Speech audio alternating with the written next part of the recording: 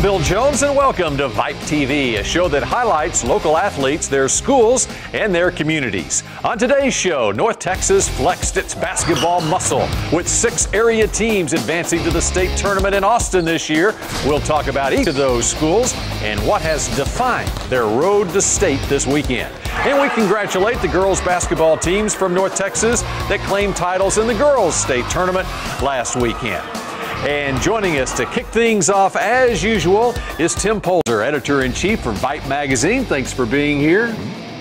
What a great weekend it is. You got a half dozen area teams playing in the state tournament this week. It is, and you know, the underlying story there too is that those teams beat some really good teams to get to where they're going. And you know, there's a little bit of a rivalry between North Texas and Houston when it comes to state basketball tournaments, and it'll be interesting to see if North Texas prevails this year. And there you see the half dozen playing in Austin this weekend, and as Tim alluded to, there were another half dozen teams that played in regional finals and came oh so close to making it to state. You know, as the weekend began, Dallas-Fort Worth had the chance to achieve a first at the state tournament. The opportunity was there to have area schools square off in both the Class 4A and 5A state championship games today. The #1 ranked Class 5A team in Texas throughout the year, the GARLAND Lakeview Centennial Patriots of Coach Tony Malden, lived up to their expectations by advancing to state. A 54-50 win over DeSoto in the regional finals sent this talented Lakeview Centennial squad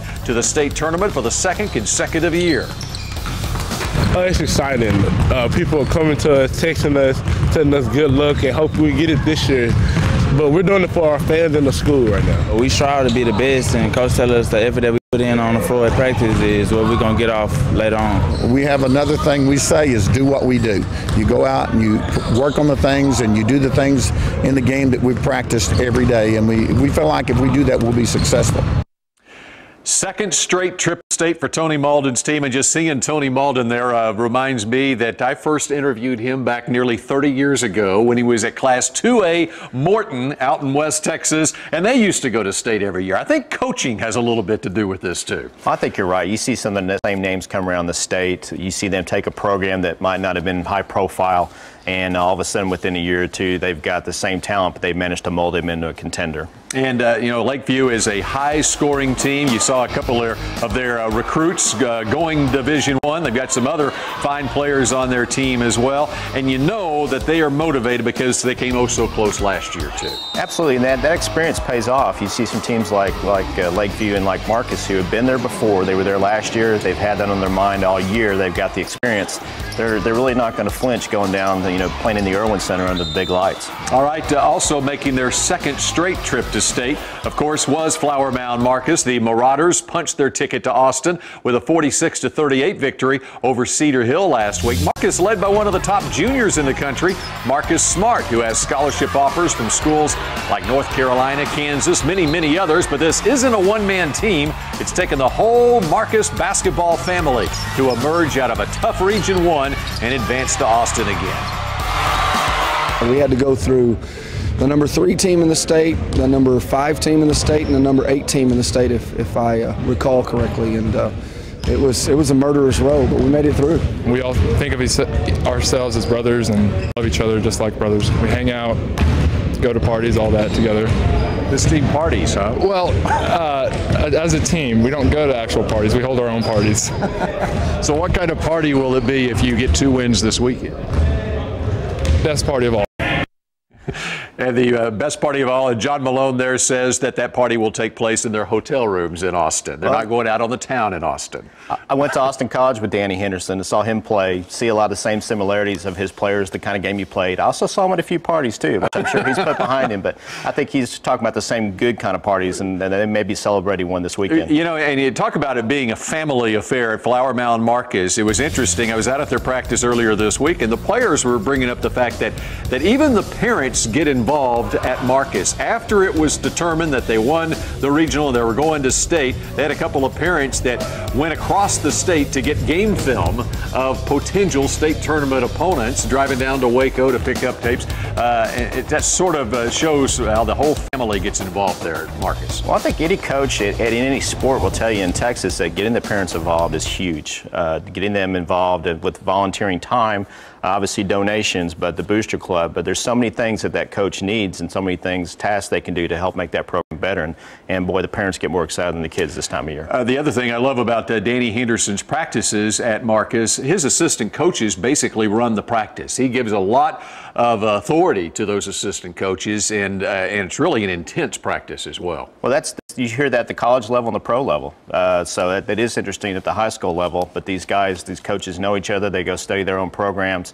That's a great tool for getting some great assistants at Marcus too, because they know they're going to get a chance to show their stuff and step up. Yeah, move on maybe to the next level too. While Lakeview and Marcus were ranked 1 and 2 in 5A, the favorite in Class 4A, also ranked #1 in the state, the Knights of Dallas Kimball High School. Coach Royce Johnson's team returned to state for the second time in 3 years. For Kimball seniors, they were denied a state title as sophomores 2 years ago, but after surviving against their crosstown rivals, second-ranked Dallas Lincoln and LeBryan Nash in the regional final Saturday, Kimball was ready to take on all comers in Austin. I mean, we just been sticking together, staying focused. You know, we have a lot of doubters, but, you know, we just continue to stay humble and focused, really. Teamwork. You know, we have a lot of great players that committed everywhere. We have high caliber athletes, and we just work as a team, bring our talents together, and that just make us able to move on. We knew we had the talent. We knew we just needed to stay together and just keep getting better. And, I mean, if we kept getting better, we knew we was going to have a chance.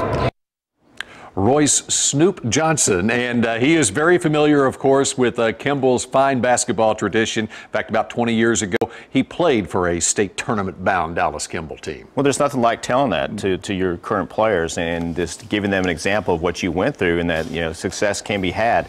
And what a great final they had against Lincoln, hold it down to LeBryan Nash. That's just really a tough task, and they came through. And it was the rubber game of the series this year between Kimball and Lincoln as they split the two matchups earlier in the season, but Kimball came through and held down LeBryan Nash when they had to in the finals. They did, and Kimball's one of those teams that year after year in Dallas, they're synonymous with great basketball, and they got out of the region, so now they get to show off for the DISD and see if they can bring a state title home. All right, Fort Worth ISD also represented in Austin this week. The Arlington Heights Yellow Jackets advanced to the state tournament for the first time in school history. Football star Marquise Jackson has been a big reason Arlington Heights has ascended to a #4 state ranking, and they also dreamed of bringing home a state title trophy. I think it's really the team chemistry, us working together every day after practice. I think it's a huge accomplishment. I'm pretty happy that we're going. We've been working hard to go. Oh, yeah, we're real excited. It's our first time down there, you know. First time for Arlington Heights team to make it this far. Hopefully they'll soak it all in and just be filled with memories that last the rest of their life. And Gary Collier, a guy who was coached by Robert Hughes at Fort Worth Dunbar, he's very familiar with that state tournament experience from his playing days, even though, as he mentioned there, first time for Arlington Heights to head that way. Another example of a coach being able to use an anecdote to help his team get prepared. And, you know, Arlington Heights, they really dominated that district comprised of Fort Worth ISD schools, and some skeptics may have wondered if they could go on from there. I was not one of those skeptics, but they've proven them wrong, and they got a shot at the state title. And you off the top of the show, you talked about other schools that came oh so close. Another Fort Worth ISD school, Trimble Tech, was ranked 6th in the state through the regular season, and they came very close to making it as well. Exactly, and it was almost too bad they were in the same district this year, because otherwise they pretty much beat anybody except for Arlington Heights this year, and this got knocked off. So it's just too bad. All right, coming up next on VYPE TV, we continue our look at high schools from North Texas that advanced to state. Dallas-Fort Worth well represented in these smaller classifications as well.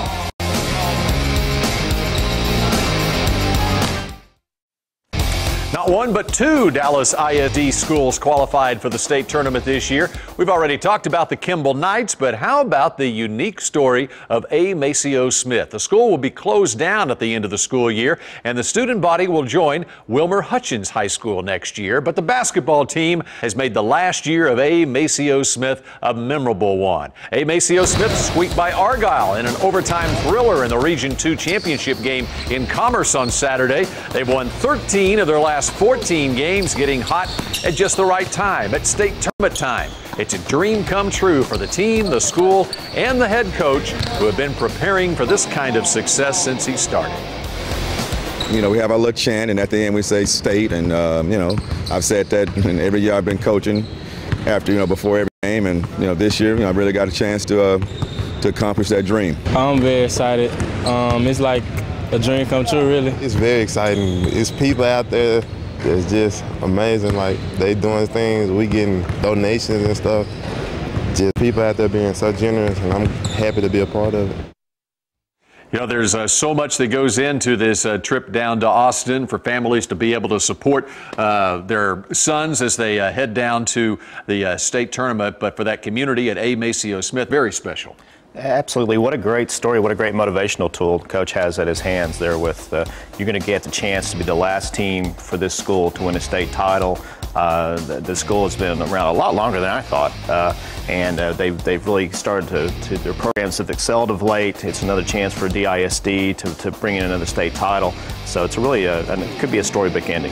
And of course, they had that thrilling victory in overtime in the regional final against Argyle. And congratulations to the Eagles. They had a terrific season as well. Now in Class 2A, Melissa defeated Italy 74-42 in the regional finals to advance to the state tournament. Some facts about the Cardinal, yes, singular Cardinal of Melissa. It's a Class 2A school which came into the state tournament with a splendid 36-1 record. Their only loss came to Class 4A Woodrow Wilson. It is Melissa's first appearance in the state tournament. Head coach is Clint Sadler, and what a season, and I think they're probably shutting down the town of Melissa and the surrounding area this weekend. When we started VYPE 3 years ago, we started with a Collin County edition, and people in Melissa right away made sure that I knew that Melissa is in fact in Collin County. It is a small school. It's in a metropolitan area on the edge, and it's still great to see those stories where that school and that community, they all come together, whether you have a child in high school or not. And it's the thing that can really put your town on the map. It's the thing that ends up on Water Tower's state title, and so it should be a great story out in Melissa. Thriving community of nearly 5,000 in population now. And by the way, congratulations to the girls basketball team at Melissa as well. I understand it's the first time in 20 years that the Melissa Lady Cardinal, I guess that's what you call it, made it or made the playoffs this year. Right, and that's the sign of a great basketball program. You see them around here. Not only the boys good, but the girls are good too. And those things really, they kind of feed off each other. So it's a good story. All right, more with Tim coming up here. And also coming up next on VYPE TV, we've got recruiting talk. Plus, we pay tribute to the local girls teams that celebrated a state championship. That would include my Lady Cardinals of MacArthur High School.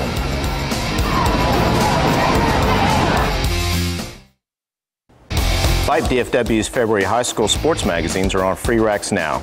This month, we reveal our Powerade All VYPE football teams, slating the area's best players and coaches, and 3 regional MVPs. VYPE DFW looks back at National Signing Day and looks ahead, ranking the area's top 2012 football recruits. VYPE DFW also presents our new redesigned website, providing breaking high school sports news and recruiting updates, as well as an opportunity for schools to profit from their own website. Go to vype.com/DFW today.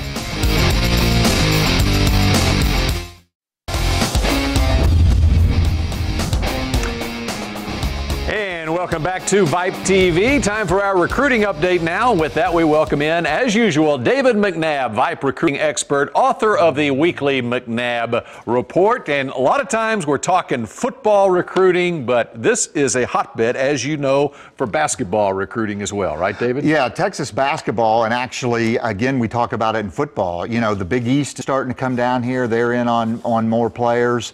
And like all sports, the top recruits don't necessarily make the state tournament. there always are plenty of big-time players. Well, let's talk about some of these who are in the state tournament this weekend. Some big reasons why their schools made it to state. Let's start with Flower Mound Marcus, and of course their top player is a junior. In fact, seems like all their players are juniors. Marcus Smart, talking to Danny Henderson, the Marcus coach, earlier this week. He said about 3 weeks ago, Roy Williams in North Carolina offered scholarship. That tells you all you need to know about Marcus Smart and who he's been recruited by. Yeah, he's a class of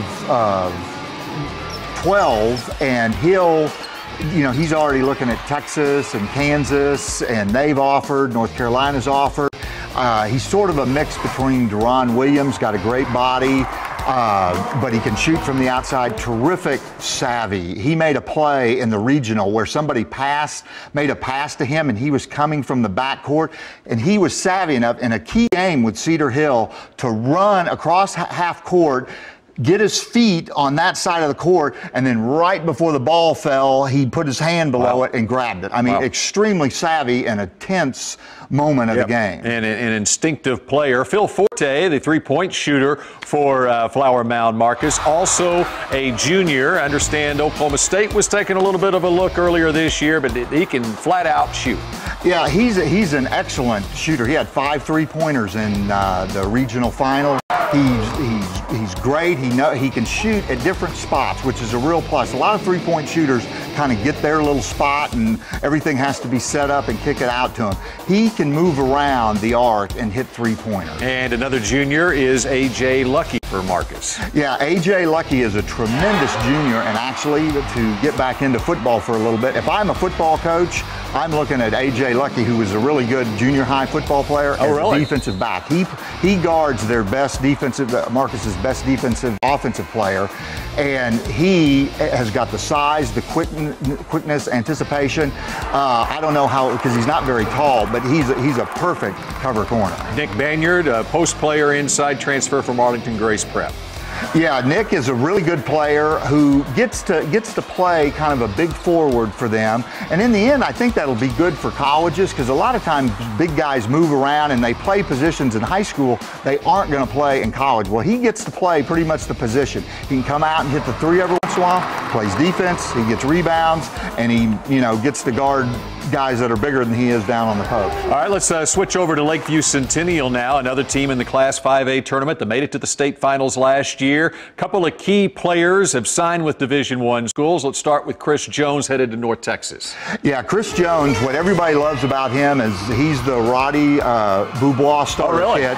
Just give him the ball, and can you get a guy back in time to slow him down? He can get hot as a shooter, but he's a terrific defensive player. And Todrick Gotcher, who signed with Texas Tech. Of course, they had a coaching change as Pat Knight no longer the head coach there. Yeah, but whoever is the coach, I think they'll like Todrick. He's been good for several years, been the nucleus of Lakeview's state playoff runs. He can shoot threes. He's a good defender. I mean, he's kind of a two-guard that plays a three right now, and that's pretty attractive to have that kind of swing guy. Let's switch over to Class 4A now. And I guess with all the Super Bowl coverage and all that stuff, I completely missed this at signing day in football. But Marquise Jackson, the wide receiver for Arlington Heights, signed with Kansas to play football. He's also a great basketball player for Arlington Heights, one of the main reasons they made it to state. But he's going to go play for Turner Gill, an Arlington Heights graduate at Kansas. Yeah, and Marcus is a terrific athlete. He's 6 foot. He's kind of all over the place. Will do the alley-oop dunk on you every once in a while. And football players at state tournaments are always big. Leonard Davis for Wortham in 1997. I remember watching Colt McCoy for Jim Ned there a few years ago. Colt McCoy played there, and Leonard Davis set the greatest pick ever at half court for Wortham on some poor Class A kid. I can only imagine. And then we haven't talked about Dallas Kimball yet, but you can go down their entire roster and you've got D1 potential athletes. Yeah, Coach Snoop's got some great players. I actually like Jalen, who signed with Jalen Jones. Yep. Jalen Jones signed with SMU. He's kind of a college role player, and he does that. He can score, but he's a great defender, has length, which is a real popular word.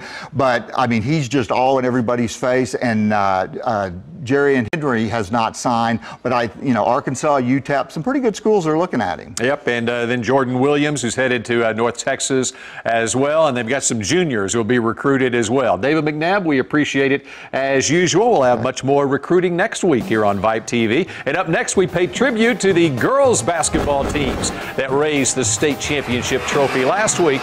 That's when VYPE TV continues.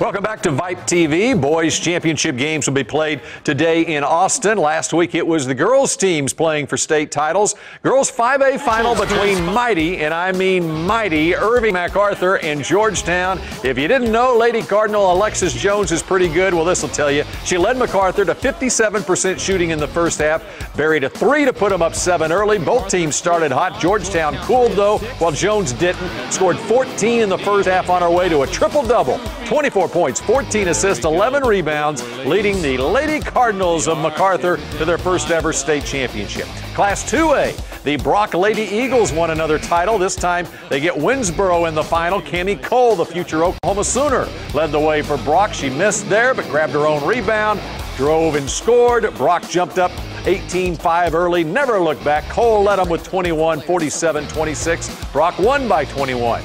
CBS 11 and TXA 21 anchor Tracy Cornett on hand to watch the Argyle Liberty Christian girls win a state title in TAPS 5A. That's because her daughter, Nicole, plays for Liberty. And Nicole, one of the top junior recruits in the nation. Tracy, more than just a little on hand. She was cheering like her old days at Chamberlain High School in Tampa, Florida. And look at Nicole. She goes nuts as Liberty Christian wins. And congratulations to the Cornets. I think they are still celebrating. Tim Polzer now rejoins me, and understand that VYPE will have a presence at the state tournament today. We sure will. We've got media down there. We've got photographers down there, and you'll be able to go to our website, VYPEDFW.com, and look at a lot of the photo galleries to follow after from all the action there at state. And we've got a new web platform that people are finding very easily, and they're really enjoying it. It's really increased our traffic. We've got a lot of recruiting notes. We're following the Jonathan Gray story very closely. Lots of photos. And so go to VYPE.com, DFW. All right, Tim, we appreciate it as usual. Thanks to you for joining us as well. We'll be back next week at 10:30 a.m. for another edition of VYPE TV.